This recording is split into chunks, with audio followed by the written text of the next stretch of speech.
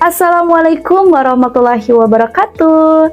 Kembali lagi dengan Bu Rizka. Kali ini Bu Rizka akan menyampaikan tentang Undang-Undang Dasar Negara Republik Indonesia sebagai konstitusi negara kita. Nah, sebelum kita lebih jauh lagi membahas tentang Undang-Undang Dasar, kita harus terlebih terlebih dahulu apa itu konstitusi. Konstitusi berasal dari bahasa Inggris ya, constitution, yang artinya hukum dasar atau undang-undang dasar. Dilihat dari tata kenegaraan, konstitusi berarti sebuah hukum dasar yang dijadikan sebagai pedoman dalam penyelenggaraan suatu negara. Nah, konstitusi ini sendiri ada dua bentuk ya. Yang pertama, konstitusi tertulis, yang kedua, konstitusi tidak tertulis. Bedanya apa?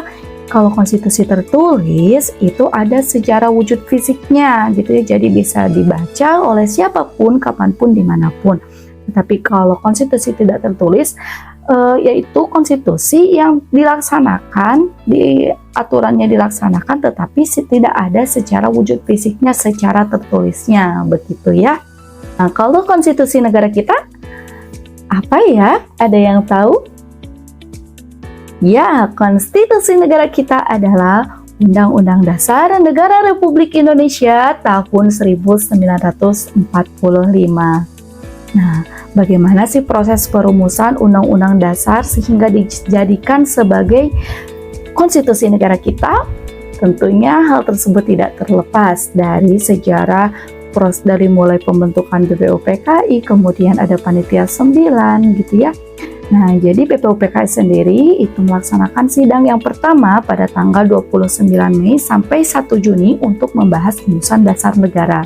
Nah, tapi belum ada keputusan ya yang final gitu ya untuk rumusan dasar negara ini, sehingga dibentuk lagi panitia yang lebih kecil, yaitu Panitia 9 yang beranggotakan 9 orang untuk membahas, untuk menyelidiki, menganalisis tentang rumusan dasar negara ini.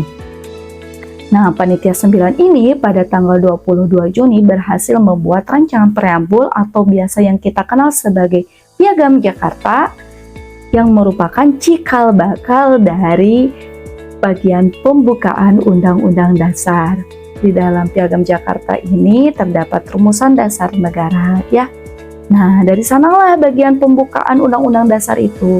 Lalu untuk batang tubuhnya itu dilakukan atau dibentuk oleh Panitia Hukum Dasar pada tanggal 10 sampai 17 Juli. Nah, kemudian bagian pembukaan dan batang tubuhnya sudah selesai dibentuk. Untuk rancangan Undang-Undang Dasar tersebut disahkan oleh PPKI pada tanggal 18 Agustus, yakni 1 hari setelah Indonesia merdeka.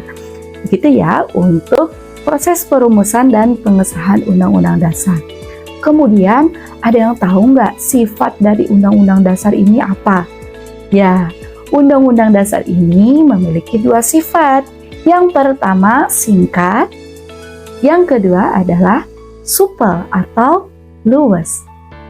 Yang dimaksud singkat di sini adalah Undang-Undang Dasar itu hanya memuat aturan-aturan pokok saja, atau garis besarnya saja.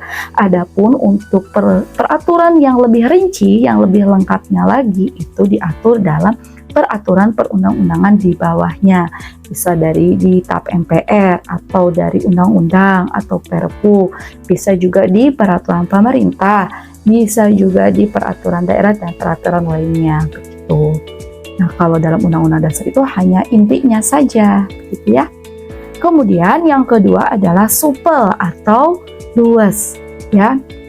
Supel di sini artinya Undang-Undang Dasar itu mampu mengikuti perkembangan zaman, mengikuti perubahan masyarakat yang begitu pesat, yang begitu dinamis gitu ya.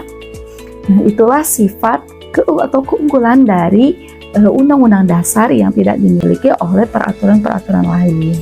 Nah, adapun fungsinya dari Undang-Undang Dasar ini yang pertama sebagai alat kontrol, karena dia itu berkedudukan sebagai peraturan yang tertinggi ya di antara peraturan-aturan lain, dia memiliki kekuasaan untuk mengontrol peraturan-peraturan di bawahnya supaya tidak bertentangan dengan Undang-Undang Dasar. Yang selanjutnya, Undang-Undang Dasar ini juga memiliki fungsi sebagai menjamin hak asasi manusia ya. Karena di dalam Undang-Undang Dasar tersendiri ada bab secara khusus untuk membahas hak asasi manusia. Kemudian yang selanjutnya, fungsi dari Undang-Undang Dasar itu adalah untuk membatasi kekuasaan dari lembaga-lembaga negara dan jadikan pedoman bagaimana setiap lembaga negara itu bertindak atau melakukan sebuah kebijakan. Itu ya. Nah, adapun kedudukannya dari Undang-Undang Dasar itu, yang pertama sebagai hukum dasar tertinggi dan sebagai hukum dasar tertulis. Begitu saja untuk pertemuan kali ini. Kalau mau lebih jelasnya lagi, silahkan di slide selanjutnya ya. Terima kasih. Assalamualaikum.